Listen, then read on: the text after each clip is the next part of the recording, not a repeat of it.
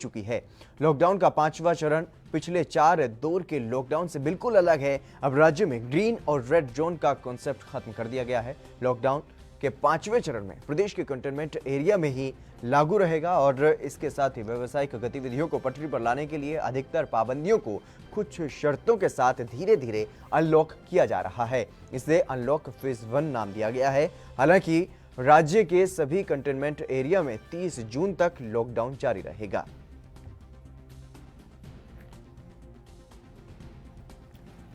तो जिस तरीके से केंद्रीय गृह मंत्रालय ने जो गाइडलाइंस जारी की है मध्य प्रदेश सरकार ने उसे फॉलो करते हुए 30 जून तक कंटेनमेंट जोन में लॉकडाउन जारी रखने की बात कही है और वहीं जो कंटेनमेंट जोन नहीं है उनमें धीरे धीरे खोलने की शुरुआत कर दी है। सभी व्यावसायिक गतिविधियां अब खुल जाएंगी धीरे धीरे करके। कुछ शर्तों के साथ सभी को अनुमति दे दी गई है। सभी तरह की दुकानें, सभी तरह के कामकाज अब शुरू कर दिए जाएंगे।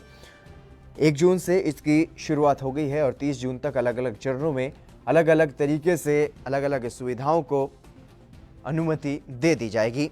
जिस तरीके से केंद्रीय गृह मंत्रालय ने जो गाइडलाइंस जारी की हैं लॉकडाउन के 5वें चरण के लिए और अनलॉक फेज 1 के लिए, उन सभी की पालना करते हुए मध्य प्रदेश सरकार ने भी ये फैसला लिया है कि जितने भी कंटेनमेंट जोन है वहां पर 30 जून तक लॉकडाउन ही रहेगा। इसके अलावा जितने भी जोन थे वो सब हटा दिए गए हैं। रेड, ग्रीन और तरह तरह के जो जोन बनाए गए थे उन सभी को हटा दिया गया है। जो कंटेनमेंट जोन है अब वहां पर सिर्फ लॉकडाउन रहेगा और इसके अलावा रात में कर्फ्यू भी लागू रखा जाएगा।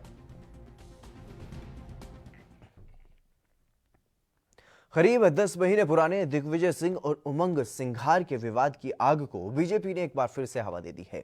बीजेपी विधायक रामेश्वर शर्मा ने मध्य प्रदेश के सीएम शिवराज सिंह चौहान को चिट्ठी लिखी है जिसमें उन्होंने मांग की है कि कांग्रेस के तत्कालीन वन मंत्री उमंग सिंघार ने कांग्रेस पार्टी के ही पूर्व सीएम दिग्विजय सिंह पर अवैध उत्खनन और शराब कारोबार के जो आरोप लगाए थे उनकी जांच सीबीआई द्वारा करवाई जाए। बीजेपी विधायक रामेश्वर शर्मा ने मुख्यमंत्री शिवराज सिंह को लिखे हुए अपने खत में कहा है कि पूर्व में कमलनाथ सरकार में वन मंत्री उमंग सिंघार ने 3 सितंबर 2019 को पूर्व मुख्यमंत्री दिग्विजय सिंह पर अवैध शराब, रेत का धंधा करने, ट्रांसफर उद्योग चलाने और सरकार को ब्लैकमेल कर नीति निर्धारण करने जैसे गंभीर आरोप लगाए थे। सिंघार ने दिग्विजय की शिकायत तत्कालीन मुख्यमंत्री कमलनाथ से भी की थी, लेकिन कमलनाथ उस समय दिग्विजय सिंह द्वारा ब्लैकमेल किए जा रहे थे और इसके चलते इन आरोपों की जांच नहीं हो सकी।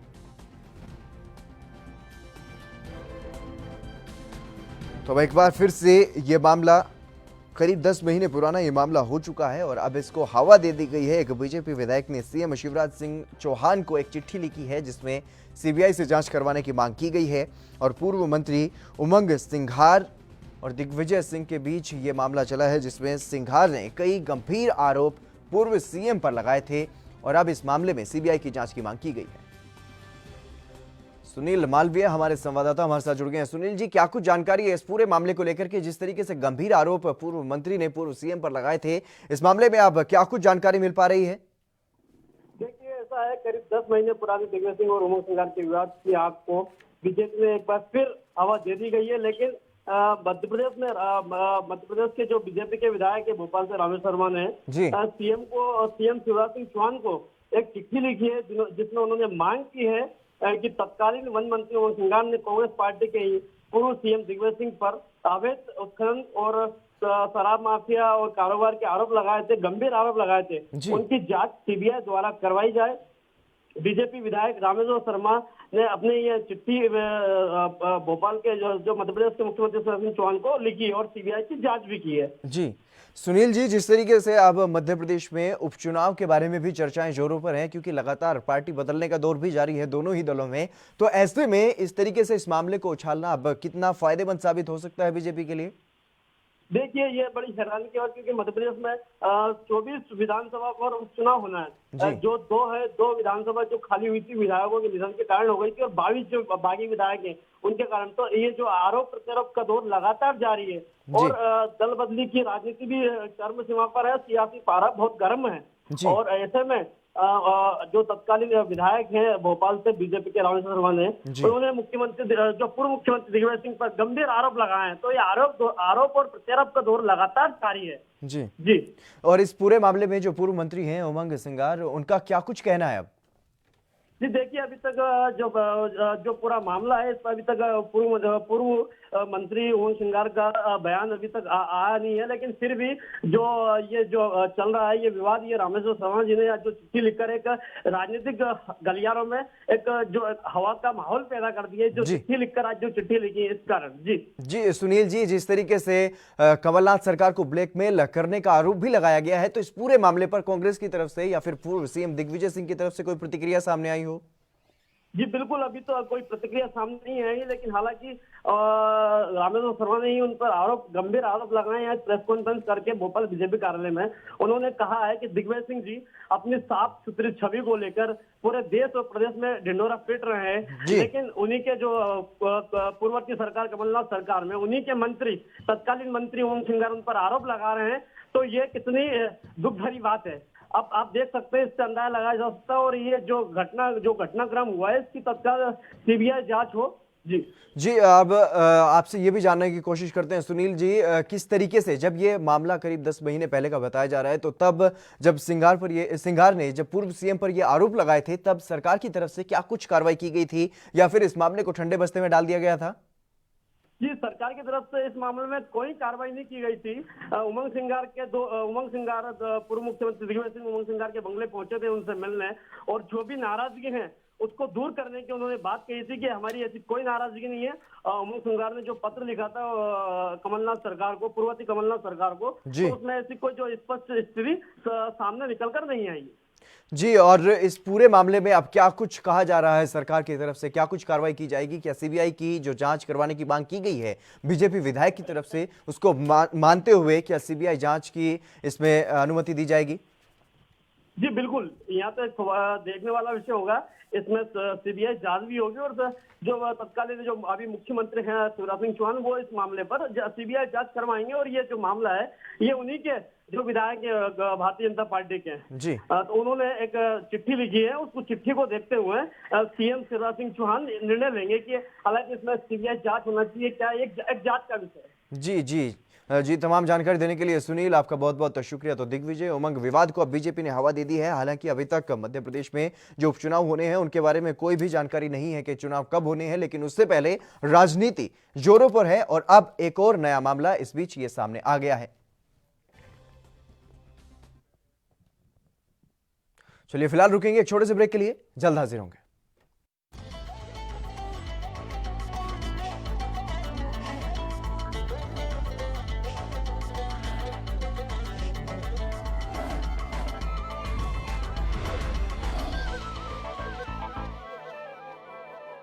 ਹੋਰ ਜ਼ਿਲ੍ਹੇ ਜਾਂ ਸੂਬੇ ਵਿੱਚ ਜਾਣ ਤੋਂ ਪਹਿਲਾਂ ਜਾਂ ਕਿਸੇ ਹੋਰ ਸੂਬੇ ਤੋਂ ਪੰਜਾਬ ਵਿੱਚ ਆਉਣ ਤੋਂ ਪਹਿਲਾਂ ਕੋਵਾ ਪੰਜਾਬ ਐਪ ਰਾਹੀਂ ਈ-ਪਾਸ ਲੈਣਾ ਨਾ ਭੁੱਲਣਾ।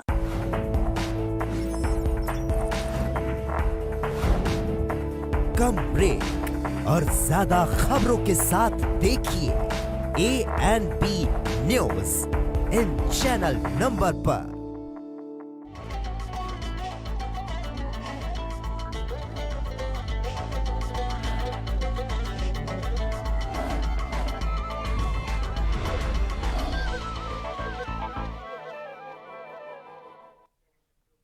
ब्रेक के बाद एक बार फिर से आप सभी का स्वागत है। खबरों में आगे बढ़ेंगे। छत्तीसगढ़ सरकार ने भारतीय पुलिस सेवा के 2 अधिकारियों के प्रभार में परिवर्तन कर दिया है।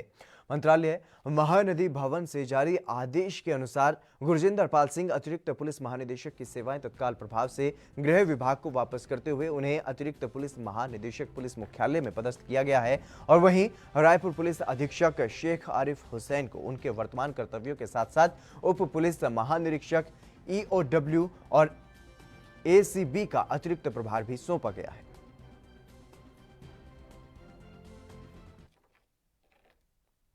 कोरोना महामारी के इस संकट काल में अब मनरेगा के तहत मजदूरों को रोजगार मिल रहा है। मध्य प्रदेश के बालाघाट जिले में अब तक 1,23,064 मजदूरों को काम मिला है। मनरेगा के अंतर्गत इतनी अधिक संख्या में ग्रामीण जॉब कार्ड धारकों को रोजगार देने के मामले में बालाघाट जिला प्रदेश में पहले स्थान पर है और चालू वित्तीय वर्ष 2020-21 में मनरेगा के कार्यों में मजदूरी पर 20 करोड़ रुपए की राशि व्यय की जा चुकी है। आपको बता दें कि जिले में वर्तमान समय में बालाघाट जिले की 684 ग्राम पंचायतों में कुल 5,246 कार्य प्रगति पर हैं और इनमें से 4,520 कार्य हितग्राही मूलक कार्य हैं और 726 कार्य सामुदायिक कार्य हैं। इन कार्यों में 2,076 कार्य जल संरक्षण और जल संवर्धन से जुड़े हुए हैं।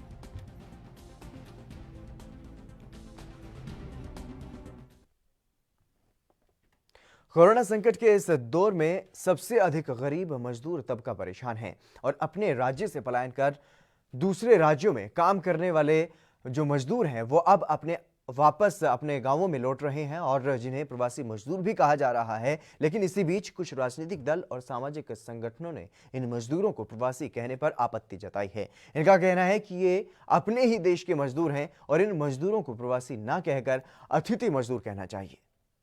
प्रवासी मजदूर इसलिए कि ये अपना प्रदेश छोड़कर दूसरे प्रदेश में गए हैं, इसलिए एक सामान्य रूप से इसको परिभाषित किया गया। लेकिन मूलतः वे पलायन करके गए हुए मजदूर हैं जिनको अपने राज्य में काम नहीं मिला। इस कारण वे अपने परिवार की आर्थिक स्थिति को ठीक करने के लिए जहाँ पर ज़्यादा पैसा मिलता है, ज़्यादा काम मिलता है, वहाँ वे जाते हैं। इसलिए मैं मानता हूँ कि वो पलायन करने वाले मजदूर हैं। प्रवासी मजदूर तो एक सामान्य भाषा में उनको कहा जा रहा है। पहली बात तो ये है कि प्रवासी मजदूर ही कहना गलत है, क्योंकि ये जो है हमारे देश के ही मजदूर हैं जो दूसरे प्रांतों में जो है मजदूरी करने के लिए जाते हैं। उसको प्रवासी ना कह करके अतिथि मजदूर कहे तो ज़्यादा बेहतर होगा, क्योंकि ये हमारे देश के ही मजदूर है। वो तब जाते हैं दूसरे प्रदेशों में मजदूरी करने जब जिस प्रदेश में वो रहते हैं उस प्रदेश में जो है वहाँ पे जो है वहाँ की सरकार जो है वो मजदूरी मुहैया नहीं करवा पाती या रोजगार मुहैया नहीं करवा पाती, इसलिए जो है वो दूसरे प्रदेश में जाते हैं। मध्य प्रदेश के खंडवा में 8 कोरोना पॉजिटिव मरीज पाए गए हैं। 40 मरीजों की रिपोर्ट नेगेटिव आई है और रतलाम में पॉजिटिव मरीजों के संपर्क में आने से 3 नए केस भी सामने आए हैं। खंडवा में नए मरीजों को जिला अस्पताल के कोविड केयर सेंटर में भर्ती करवाया गया है और संक्रमित मरीज 248 यहां पर हो गए हैं। एक्टिव केस जिनमें से 20 हैं और रतलाम के शासकीय मेडिकल कॉलेज से आई रिपोर्ट में 3 युवक कोरोना पॉजिटिव मिले हैं। एपिडेमियोलॉजिस्ट डॉक्टर योगेश शर्मा ने बताया है कि कोरोना संक्रमण संबंधी कुल 48 सैंपल की जांच रिपोर्ट प्राप्त हुई है, जिनमें से 40 रिपोर्ट नेगेटिव और 8 रिपोर्ट पॉजिटिव आई हैं। ये सभी 8 संक्रमित व्यक्ति कॉन्टैक्ट ट्रेसिंग के बाद ही चिन्हित किए गए थे और सभी 8 लोग पहले से ही बनाए गए कंटेनमेंट क्षेत्रों के ही हैं।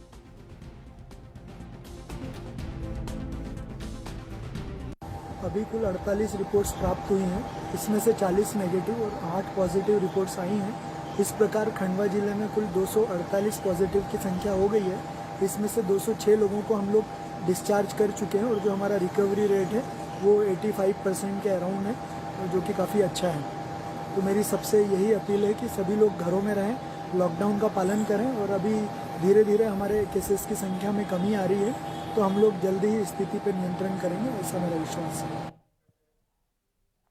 छत्तीसगढ़ के जांजगीर चांपा में पंचायत चुनाव के दौरान पोलिंग पार्टी को बंधक बनाकर सरकारी वाहनों में तोड़फोड़ करने के बाद फरार 2 आरोपियों को पुलिस ने गिरफ्तार कर लिया है, जिन्हें न्यायालय में पेश किया गया है और जिसके बाद आरोपियों को जेल भेज दिया गया है। दरअसल 28 जनवरी को खैरझिटी गांव के बूथ नंबर 204 में ग्रामीणों ने मतगणना के उपरांत चुनाव में जीत हार और मतदान दल के पैसा लेकर के दूसरे पार्टी को जिताने की बात पर ग्रामीणों ने हंगामा मचाया था और मतदान दल को बंधक बनाकर सरकारी वाहनों में तोड़फोड़ भी की गई थी। इस मामले में पुलिस ने 15 आरोपियों को पहले ही गिरफ्तार कर लिया था और वहीं फरार अन्य 2 आरोपियों को भी गिरफ्तार अब कर लिया है। तो मतदान दल पर पथराव किया गया था और इस पूरे मामले में कुछ लोगों को पहले ही गिरफ्तार कर लिया गया था, लेकिन जो चिन्हित किए गए थे जो लोग 2 आरोपी उनमें से फरार चल रहे थे, अब उनको भी गिरफ्तार कर लिया गया है और इस मामले में अब पुलिस और भी गहनता से पूछताछ करेगी और आरोपियों पर आगे की कार्रवाई की जाएगी।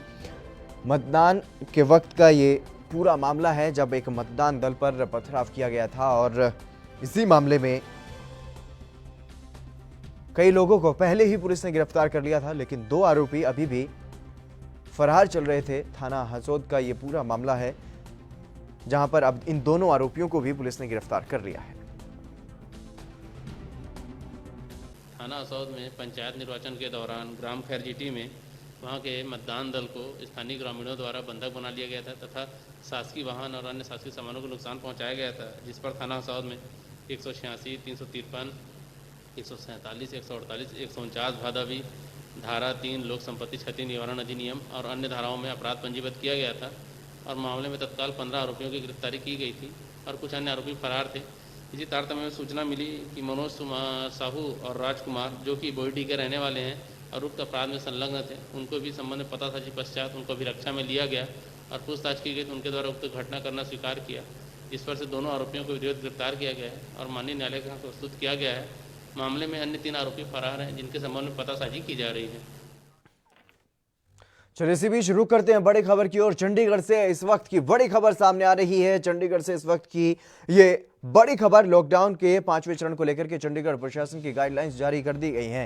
ये बड़ी खबर आपको बता रहे हैं, सुबह 10 बजे से रात 8 बजे तक दुकानें खोली जाएंगी और 75% स्टाफ के साथ अब सरकारी दफ्तर भी खुलेंगे और सुबह 10 बजे से शाम 5:30 बजे तक खुल सकते हैं सरकारी दफ्तर। कल से शहर में नाई की दुकानें भी खुल सकेंगी।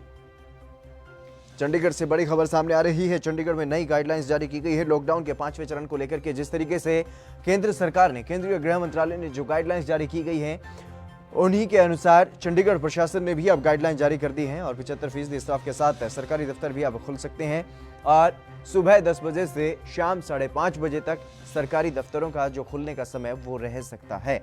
कल से शहर में नाई की दुकानें खुल जाएंगी। विनीत कपूर हमारे विशेष संवाददाता हमारे साथ जुड़ गए हैं चंडीगढ़ से। विनीत जी, आपसे जानना चाहेंगे, जिस तरीके से नई गाइडलाइंस जारी की गई हैं उसमें क्या कुछ खास है? देखो देखिए, अगर चंडीगढ़ प्रशासन की बात करें तो लॉकडाउन 5 अनलॉक 1 को लेकर गाइडलाइंस जो है वो जारी कर दी गई है। हालांकि अधिकतर जो गाइडलाइंस है वो केंद्र के द्वारा जो गाइडलाइंस जारी की गई थी उन्हीं की तर्ज पर बनाई गई है, लेकिन यहाँ पर लोगों को बड़ी राहत जरूर दी गई है। जिस तरह से जो दुकानें हैं, यानी मार्केट के अंदर की दुकानों की बात करें या फिर कम्युनिटी सेंटर्स के आसपास की दुकानों की बात करें या सेक्टरों के आसपास जो दुकानें बनी है उनकी बात करें, उनके समय में तब्दीली कर दी गई है। सुबह का समय रखा गया और रात को 8 बजे तक ये दुकानें जो है खुलती नजर आएंगी। इसके अलावा अगर सरकारी दफ्तरों की बात करें तो सरकारी दफ्तर भी 75% कर्मचारियों के साथ खुल सकते हैं और 8 तारीख के बाद जो सरकारी या फिर निजी दफ्तर हैं वो भी 100% जो उनके कर्मचारी हैं उनको काम पर बुला सकते हैं। इसके अलावा अगर हम नाई की दुकानों की बात करें तो पिछले काफी समय से ये दुकानें बंद थी, तो कल से ये दुकानें भी शहर के अंदर खुलती हुई नजर आएंगी। रेस्टोरेंट की बात करें तो रेस्टोरेंट से आप खाना बना हुआ घर ले जाने के लिए खरीद सकते हैं, लेकिन अभी रेस्टोरेंटों के अंदर बैठकर आप खाना नहीं खा सकते। तो ऐसे में रेस्टोरेंट भी खुलते हुए नजर आएंगे। लेकिन हाँ, अगर हम क्लब्स की बात करें या फिर डिस्क की बात करें, वो फिलहाल बंद रहेंगे। उनको अभी खोलने के निर्देश जो हैं वो नहीं दिए गए हैं। शिक्षण संस्थान जो हैं वो भी फिलहाल बंद रहेंगे, उनको खोलने का फिलहाल फैसला नहीं हो पाया, लेकिन 8 तारीख के बाद उनको लेकर भी अलग से गाइडलाइंस जो है जारी होती हुई नजर आएंगी। जी विनीत, तो अगर देखा जाए तो खास तौर पर जो समस्याएं आने वाली हैं लॉकडाउन 5 में, जो पाबंदियां लगाई गई हैं चंडीगढ़ प्रशासन की तरफ से, वो क्या क्या है? देखिए, पाबंदियों की बात करें तो जिस तरह से जो NHA की जो गाइडलाइंस आई थी उसी के अकॉर्डिंग ही पाबंदियां जो हैं वो लगती हुई नजर आ रही हैं। जिस तरह से अगर हम बात करें तो रात को जो कर्फ्यू है वो रात का कर्फ्यू जारी रहेगा। 9 बजे से लेकर सुबह 5 बजे तक कर्फ्यू जो है वो जारी रहेगा। तो ऐसे में आप इस वक्त घर से बाहर नहीं निकल सकते। अगर आप निकलते हैं तो आपके खिलाफ कार्रवाई होती नजर आएगी। इसके अलावा अगर आप दिन के समय भी घर से बाहर निकल रहे हैं तो ऐसे में आपको मास्क पहनना अनिवार्य है। अगर आप बिना मास्क के बाहर निकलेंगे तब भी आपके खिलाफ प्रशासन जो है वो कार्रवाई कर सकता है। इसके अलावा सोशल डिस्टेंसिंग मेंटेन रखने की यहाँ पर लोगों को हिदायतें दी गई हैं। दुकानदारों को भी ये हिदायत दी गई है कि 6 फीट तक सोशल डिस्टेंसिंग जो है उसका पालन करते हुए नजर आए। इसके अलावा अभी भी कुछ दुकानों पर ऑड इवन का फॉर्मूला जो है वो भी लागू रहेगा, यानी एक दिन एक दुकान खुलेगी, दूसरे दिन दूसरी दुकान खुलेगी। तो ऐसे में कई तरह की रिस्ट्रिक्शन यहाँ पर लगाई गई हैं, लेकिन लेकिन ओवरऑल अगर हम बात करें तो आज जिस तरह से अनलॉक 1 का पहला दिन था, तो आज ही बड़ी संख्या में लोग जो हैं वो सड़कों पर नजर आए हैं। गाड़ियों की चहलकदमी जो है वो पहले से ज्यादा बढ़ती हुई नजर आई है, जो सीधे तौर पर कहीं ना कहीं एक बड़े खतरे को दावत देने जाता है। हालांकि क्या विचार किया जाएगा, क्या और सख्ती की जाएगी, क्या लोगों को और ज्यादा कहीं ना कहीं ये कहा जाएगा कि घरों तक सीमित रहें, ये आने वाला समय बता पाएगा। लेकिन फिलहाल पॉजिटिव केसों की संख्या में इजाफा और उस बीच में ये जो छूट है ये कई सवाल खड़े करती है। जी विनीत, तमाम जानकारी देने के लिए आपका बहुत बहुत शुक्रिया। तो सुबह 10 बजे से शाम 5:30 बजे तक सरकारी दफ्तर खुल सकते हैं और कल से शहर में तमाम तरह की दुकानें भी खुलती हुई नजर आएंगी। चंडीगढ़ से ये बड़ी खबर आपको बता रहे हैं। चंडीगढ़ प्रशासन ने ये बड़ा फैसला लिया है। जिस तरीके से लॉकडाउन का 5वां चरण अब शुरू हो चुका है, उसी के लिए गाइडलाइंस जारी की गई। चलिए खबरों में आगे बढ़ेंगे। कोरोना संक्रमण के चलते 68 दिनों से बंद मध्य प्रदेश में होशंगाबाद के रेलवे स्टेशन पर 1 जून से फिर से रौनक लौट आई है। यात्रियों को एक ही द्वार से आवागमन की व्यवस्था की गई है और प्लेटफॉर्म पर रेलवे के कर्मचारी और बाहर प्रशासन की टीम यात्रियों की स्क्रीनिंग और स्वास्थ्य की जांच की जा रही है। 9:30 बजे से पहली ट्रेन होशंगाबाद के प्लेटफॉर्म नंबर 1 पर पहुंची। जबलपुर से हबीबगंज की ओर जाने वाली इस ट्रेन के आते ही यहां पर उतरने वाले यात्रियों के स्वास्थ्य की जांच की गई और सभी आवश्यक तैयारियां प्रशासन ने की हैं। वहीं होशंगाबाद आए यात्री ने बताया कि जहां से यात्रा शुरू की वो वहां पर 90 मिनट पहले ही उनको बुलाया गया है और करीब 1 घंटे बाद स्कैनिंग की गई। ट्रेन में यात्रा तो अच्छी रही, लेकिन सोशल डिस्टेंसिंग का पालन नहीं किया जा रहा। मैं नरसिंहपुर से आया हूँ और मैं लॉकडाउन से पहले का नरसिंहपुर में था किसी कार्यक्रम के चलते, तो आज पहली ट्रेन से आया हूँ। ट्रेन में किस तरीके की सुविधाएं मिली आपको? ट्रेन में सोशल डिस्टेंसिंग नहीं रखी गई है। यात्री तो नहीं, गवर्नमेंट के द्वारा उन्होंने जो टिकट बुकिंग की है वो पूरी एक के बाद एक की गई है और डिस्टेंसिंग वहाँ बिल्कुल नहीं की गई है। टिकट के जो सीट के बीच में डिस्टेंस नहीं है? कोई डिस्टेंस नहीं रखा गया। यहाँ तक सभी हो रखा, बाकी साफ़ सफाई और चेकिंग सभी हुई है। आपकी वहाँ पर स्कैनिंग वगैरह की गई थी? जहाँ पे आया था वहाँ पे 90 मिनट पहले बुलाया गया था और वहाँ पे करीब 1 घंटे बाद स्कैनिंग वगैरह हुई है सब। ट्रेन में आपको सैनिटाइजर या मास्क वगैरह उपलब्ध कराए गए थे? जी। एक किसान जो अपना गेहूं बेचने के लिए गेहूं खरीद सेंटर पर अपनी बारी का इंतजार कर रहा था, उसकी मौके पर ही मौत हो गई।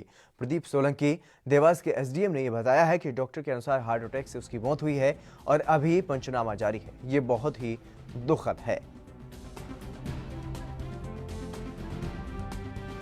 रात को इनकी वहाँ पर डेथ हुई, चल रहा है, इनका पंचनामा चल रहा है। तो प्राइमरी तो डॉक्टर ने बोला कि हार्ट अटैक से इनकी डेथ हुई, तो ये रिपोर्ट और आ जाएगी क्या कहा। सर क्या मानते हैं सर, उपार्जन केंद्रों पर इतनी अनावश्यक रूप से भीड़ हो रही है, उसको कंट्रोल नहीं कर पा रहा है जिला प्रशासन, क्या मानते हैं? नहीं, मैं आपको इसमें देखिए, पहली बात तो बड़ा दुखद है, किसी की मृत्यु होती है तो बड़ा दुखद है। इसलिए हम तो यहीं पर खड़े हैं, पूरी उनको जो भी शासन से सहायता मिल रही है हम उसको थोड़ा आगे 2 घंटे में उसका प्रोसेस कर देंगे। पर ये है कि उपार्जन को अगर हम इससे अलग हद की तरह देखें तो उपार्जन में दिक्कत ये है कि इस बार है ना, जो माल आया है वो करीब 5 से 6 गुना आया हुआ है। पिछली बार हमने करीब 60,000 मेट्रिक टन के आसपास गेहूँ हमारे जिले में आया था, इस बार हम 3 लाख क्रॉस कर चुके हैं। छत्तीसगढ़ के बलरामपुर जिले के राजपुर थाना क्षेत्र के ग्राम पंचायत परसागुड़ी में युवक के ब्लाइंड मर्डर की गुत्थी को पुलिस ने सुलझा लिया है। पुलिस ने मामले में मृतक के साले समेत ससुराल पक्ष के 4 आरोपियों को गिरफ्तार किया है और आरोपियों ने अपना जुर्म भी कबूल कर लिया है। पुलिस ने बताया कि मृतक की शादी धर्मपुर निवासी लड़की से हुई थी और शादी के बाद से ही मृतक और उसकी पत्नी में लगातार विवाद होता रहता था और इस दौरान कई बार समझाइश भी हो चुकी थी, लेकिन इनका विवाद खत्म नहीं हुआ। 27 मई को मृतक के घर उसके ससुराल पक्ष के लोग और अन्य रिश्तेदार सुलह कराने के लिए आए। इसी दौरान अचानक से विवाद होने पर ससुराल पक्ष के लोगों ने लाठी डंडों से पीट करके युवक की हत्या कर दी और उसकी लाश को गांव में फेंक दिया। इसी हत्या की गुत्थी को अब पुलिस ने सुलझा लिया है। 27 तारीख की रात में ही उसका भाई का किसी अज्ञात व्यक्ति द्वारा हत्या कर दिया गया है। शव आंगन में पड़ा हुआ है कि सूचना पे हमने मर्ग कायम कर तत्काल घटनास्थल पहुंचे।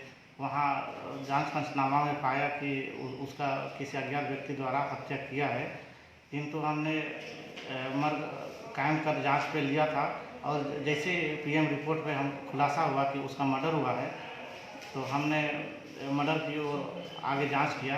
जांच पे हमने पाया कि जो मृतक है उसकी पत्नी के साथ में शराब पी के अक्सर झगड़ा हुआ करते थे और जो मृतक की पत्नी थी उसका मायके धर्मपुर थाना प्रतापपुर होने के कारण वहाँ चली गई थी पिछले लगभग 10-12 दिन से, और उसने 27 तारीख को ही अपने बच्चों को लेके वहाँ आई थी और उसके साथ में पुनः विवाद हुआ और उसी रात में मृतक का साला एवं मृतक की पत्नी के रिश्तेदार अन्य 3 टोटल 4 व्यक्ति मिल के रात में उसको मार के हत्या किए थे। छत्तीसगढ़ के बलौदा बाजार में एक नाबालिग लड़की के खुद आग लगाने का मामला सामने आया है। दरअसल बिलाईगढ़ के थाना भटगांव क्षेत्र में एक नाबालिग लड़की ने अज्ञात कारणों से खुद को केरोसिन डालकर के आग लगा ली और जिसमें नाबालिग पूरी तरह से झुलस गई। वहीं परिवार वालों ने उसे फौरन अस्पताल में भर्ती करवाया, जहां पर उसकी हालत गंभीर बनी हुई है। फिलहाल पुलिस ने मामला दर्ज कर जांच शुरू कर दी।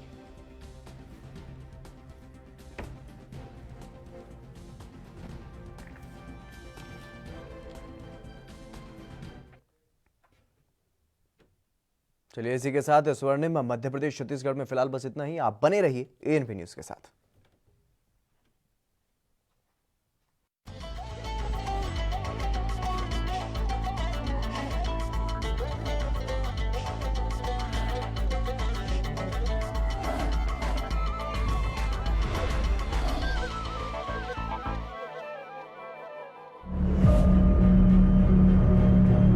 declaring a public health emergency of international concern over the global outbreak of novel coronavirus. Bharat की कोरोना वायरस से जंग। आपको चाहिए पूरी जानकारी के लिए भरोसेमंद जरिया।